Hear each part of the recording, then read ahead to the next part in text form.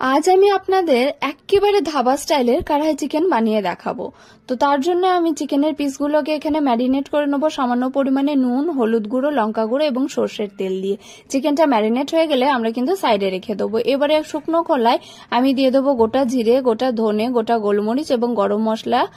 এভাবে ভালো করে শুকনো খোলায় ভেজে নিয়ে পাউডার করে নিলেই তৈরি হয়ে যাবে আমাদের কড়াই চিকেন মশলা। এবারে কড়াইয়ে আমি কিছুটা পরিমাণে সর্ষের তেল দিয়ে একটা পেস্ট দিয়ে দেবো। পেস্টটার মধ্যে আমি রেখেছিলাম আদা, রসুন, পেঁয়াজ, টমেটো আর কাঁচা লঙ্কা।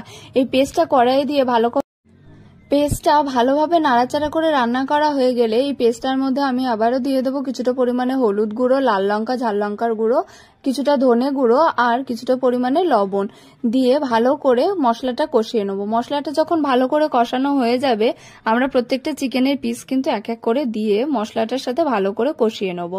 মশলাটা কষানো হয়ে গেলে আমরা চিকেনটা সেদ্ধ হওয়ার জন্য কিছুক্ষণ ঢাকা দিয়ে রান্না করে নেবো। ঢাকনা খুলে আমরা আগে থেকে প্রিপেয়ার করে রেখেছিলাম যে কড়াই চিকেন মশলাটা, সেটা 1 চামচ দিয়ে দেবো আর দিয়ে দেবো 2 চামচ মতন টক দই। এই প্রত্যেকটা উপকরণ দেওয়া হয়ে গেলে ভালো করে কিন্তু চিকেনটার সাথে মিশিয়ে রান্না করে নেব।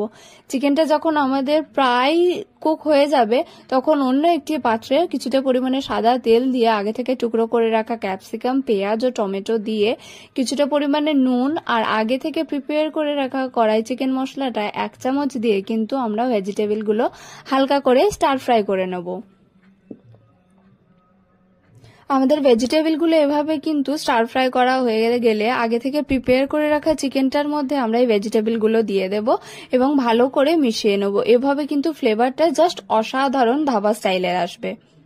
নিন, হয়ে গেল আপনাদের কড়াই চিকেন মশলা ধাবা স্টাইলের একদম রেডি। আপনারা কিন্তু বাড়িতে অবশ্যই একবার ট্রাই করে দেখবেন আর যদি ট্রাই করে থাকেন আমাকে কিন্তু অবশ্যই জানাতে ভুলবেন না কেমন লাগলো। ভালো লাগলে রেসিপিটি বাড়িতে বানিয়ে দেখার পরে আপনাদের কেমন লাগলো আমাকে কিন্তু একদমই জানাতে ভুলবেন না।